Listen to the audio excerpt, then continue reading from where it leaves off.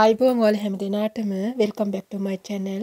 So today I would like to share with you how to make this beautiful dress. ඉතින් ඔයාලට පුළුවන් පතුරුම සහිතව රහිතව මේ ලස්සන ගවුම ඉතාම පහසුවෙන් නිර්මාණය කරගන්න. ඉතින් අද මම ඔයාලට කියලා දෙන්න යන්නේ පතුරුමක් රහිතව කොහොමද මේක කරගන්න කියලා. ඉතින් අපි බලමු කොහොමද මේක පහසුවෙන් නිර්මාණය කරගන්න කියලා. ඉතින් ඔයාලා පාවිච්චි කරන රෙද්ද මතම මේක තියලා කරගන්නත් පුළුවන්. හැබැයි පහලට ෆ්‍රිල් එකක් දානවා නම් ඔයාලට ෆ්‍රිල් එක වෙනම තමයි කපා ගන්න වෙන්නේ.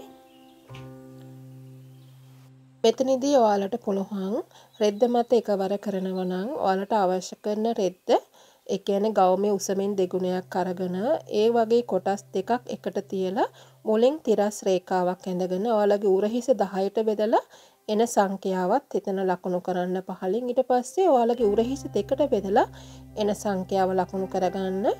ඊට පස්සේ උරහිසේ සිට ඒ කියන්නේ උරහිස මුදුනේ සිට පපුව යට දක්වා උසත් ලකුණු කරගන්න. ඉතින් මතක තියාගන්න ඔයාලා රෙද්ද මත මේක කරනවා නම් ඔයාලා ගන්න මේ හැම උසකටම ඒ කියන්නේ උරහිසීට පපුව යට දක්වා උස ගන්නවනම් ඒකට අඟල් එකක් එකතු කරගන්න. ඊට පස්සේ මම මෙතන ලකුණු කරගත්තා මගේ සම්පූර්ණ ඉන උසත්. පපුව යට උස සම්පූර්ණ ඉන උස. ඊට පස්සේ මම ලකුණු කරනවා මගේ ගවුම දක්වා අවශ්‍ය කරන උස සහ ෆ්‍රිල් එකට අවශ්‍ය කරන උස. ඔයාලා රෙද්ද මත එකවර මේක නිර්මාණය කරනවා නම් ඔයාලා ෆ්‍රිල් එකට අවශ්‍ය කරන උස වෙනම රෙදි කොටසෙන් කපලා අයින් කරන්න පුළුවන්. මෙතනදී මම කොළ එක කරන්නේ මොකද ඔයාලට පතුරුම සහිතව රහිතව දෙකම ඔයාලට ඉගෙන ගන්න පුළුවන්. ඉතින් මම මුලින්ම කරන්නේ මේ මුලින් ඇඳගත් තිරස් රේඛාව මත මගේ සාමාන්‍ය කරපළල මම ලකුණු කර ගන්නවා. දෙවෙනි රේඛාව මත මගේ උරහිස දෙකට බෙදලා මම ලකුණු කරගෙන shoulder slope එක මේ විදිහට දා ගන්නවා. ඊට පස්සේ ඔයාලට මතකනේ අපේ උරහිස පල්ල දෙකට බෙදලා ලකුණු කරගත්ත සංඛ්‍යාව මෙන්න මේ විදිහට පහළට ලකුණු කර ගන්නවා.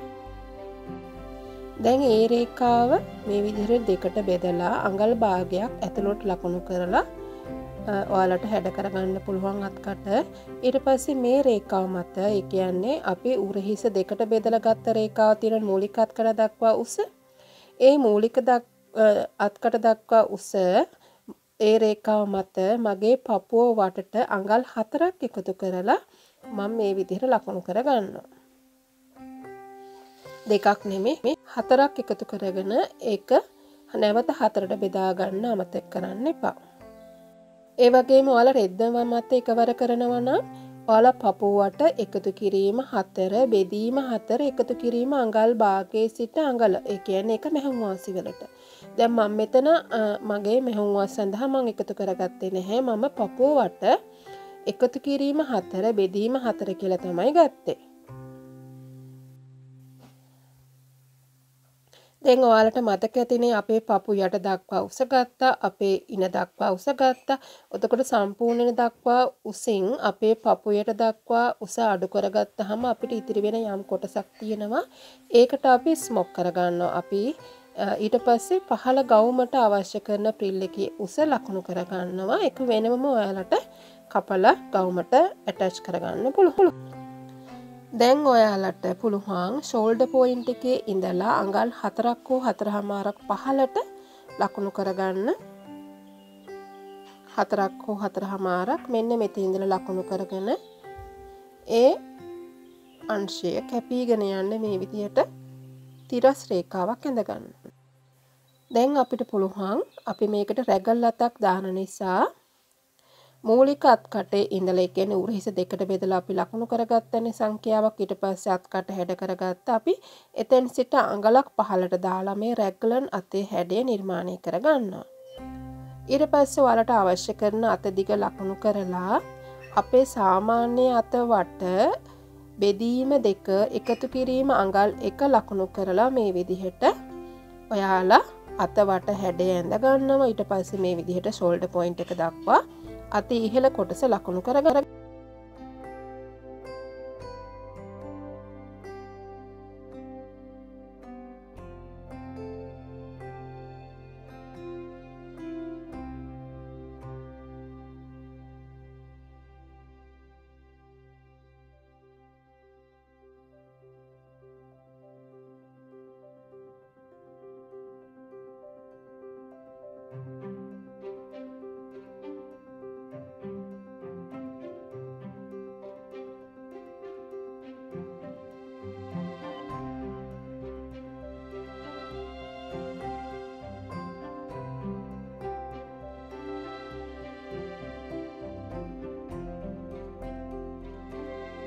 එම ස්මොක් කියලා මම ලියලා තියෙන කොටස තමයි ඔයාලා පාවිච්චි කරන්න බේබි ඉලාස්ටික් දාගන්න.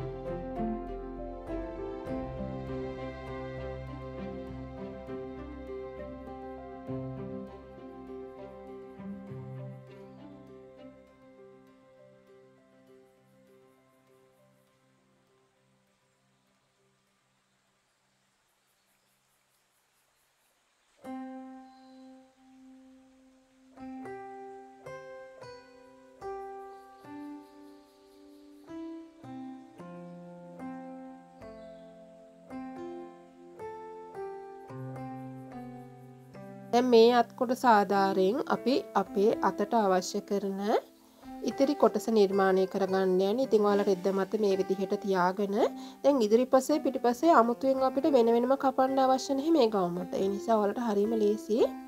මේ විදිහට ඔයාලා කරගන්න තියෙන්නේ මේ හදාගත්ත මේ බ්ලොක් ටික ඉස්සෙල්ලාම මෙතන වට ඇඳ ගන්නවා. ඊට පස්සේ එතෙන් සිට අඟල් 1 සිට අඟල් 2ක් ඉහළට උස්සලා අපි ලකුණු කරගෙන මේ වගේම තව කොටසක් අනිත් පැත්තෙන් ඇඳ ගන්නවා. අපිට අවශ්‍ය කරන රැලි සඳහා අපිට පුළුවන් අඟල් 1 සිට අඟල් 2 දක්වා වැඩි කරගන්න.